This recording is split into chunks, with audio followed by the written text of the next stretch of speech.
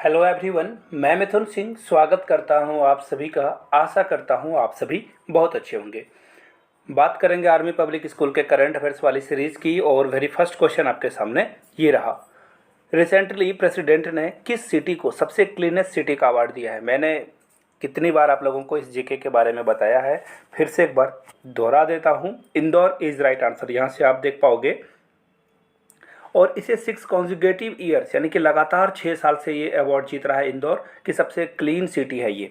और देखिए क्वेश्चन ये भी एग्जाम में पूछा जाता है ना इस तरह के। देखिए यहाँ से आप देख पाओगे कि ये जो स्वच्छ भारत अभियान के लिए जो ये सर्वे कंडक्ट कराए जाते हैं या प्रेसिडेंट के द्वारा जो है अवार्ड डिस्ट्रीब्यूट किए जाते हैं, ये कब से हो रहा है? तो 2016 से ये किया गया है, याद रखिएगा, जिसमें अवार्ड भी मिलता है।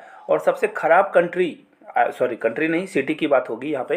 सबसे वर्स्ट सिटी जो है, सबसे गंदा शहर किसे बोला गया है, नीचे कमेंट करके आप लोग उसका भी आंसर कर लेना, गूगल से ढूंढ लेना आप 2022 के लिए। आगे देखिए क्वेश्चन आप लोगों के लिए फिलहाल यहाँ पे ये रहेगा।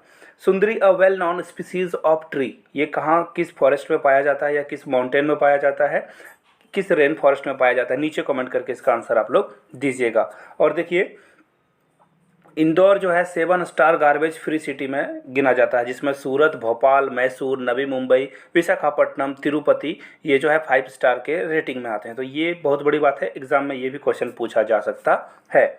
आगे बढ़ेंगे अगले क्वेश्चन की ओर। देखिए नेक्स्ट क्वेश्चन आपके सामने ये रहा। यहाँ से आप देख पाओगे, और ये जो साप्ता कोसी हाई डैम प्रोजेक्ट है ना, जो इंडिया और नेपाल ने एग्री कर लिया है कि ये जो विवाद चल रहा है इसे हम लोग पीछे छोड़ेंगे, डैम बनाएंगे। इससे क्या होगा, बिजली प्रोड्यूस होगा, नेपाल अपने कंट्री में बिजली प्रोड्यूस करेगा, साथ साथ में वो इंडिया को भी जो है बिजली जो है बेच देगा, ताकि जो है नेपाल की भी कुछ अर्निंग हो जाए। और एक और क्वेश्चन यहाँ से आप देख पाओगे, which type of forest majorly compromises of lichens and mosses, इसका नीचे आप लोग कमेंट करके बताइएगा इसका राइट आंसर क्या होगा।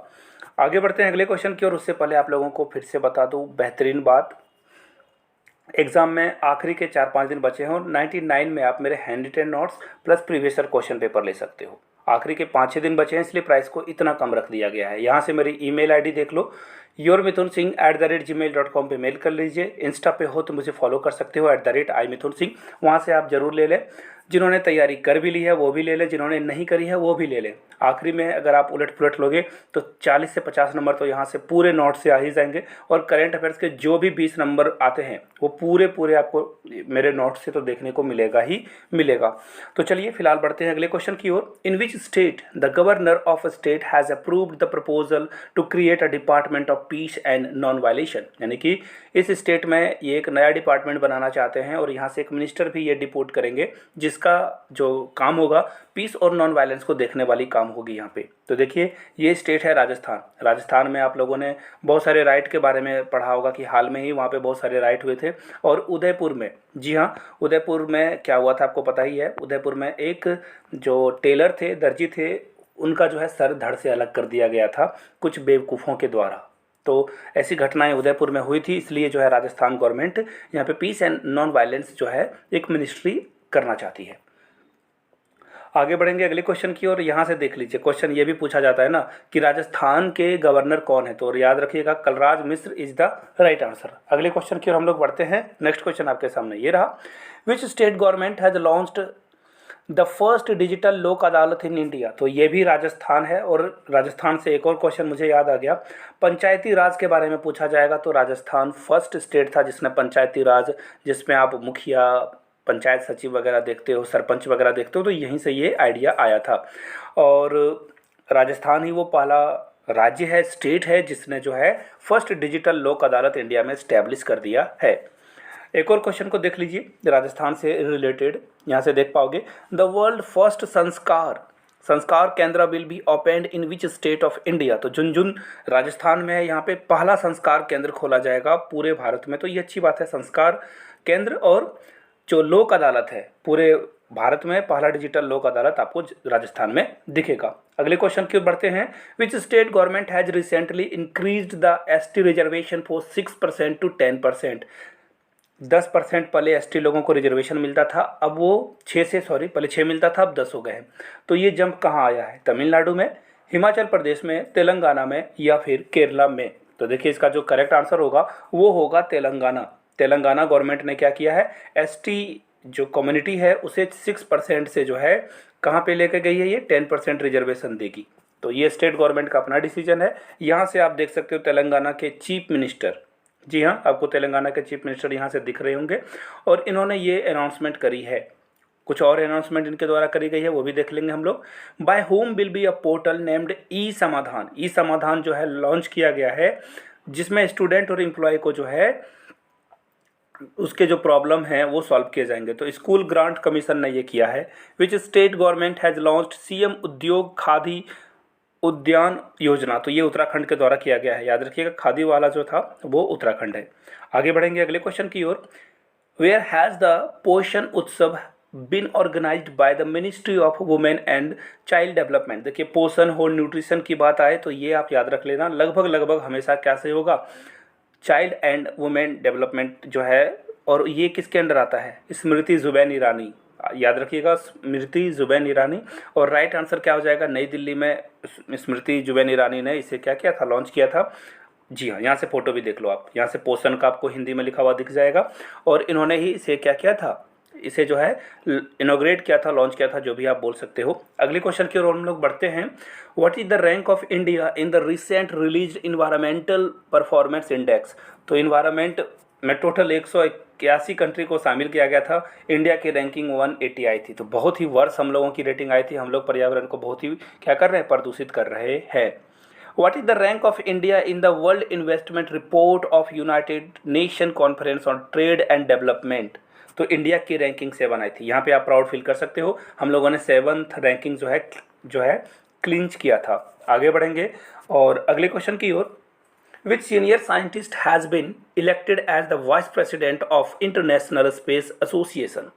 इंटरनेशनल स्पेस एसोसिएशन के लिए किसे वाइस प्रेसिडेंट चुना गया है, अशोक शर्मा, बिप्लब देव, अनिल कुमार या मोहित खुराना। तो देखिए, इसका राइट आंसर क्या हो जाएगा, ए के, यानी कि Anil Kumar is the right answer. Option C के साथ आपको जाना था। यहाँ से आप इनकी फ़ोटो भी देख पाओगे।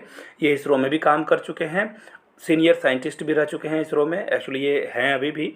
इनका नाम क्या है, डॉक्टर ए के अनिल कुमार।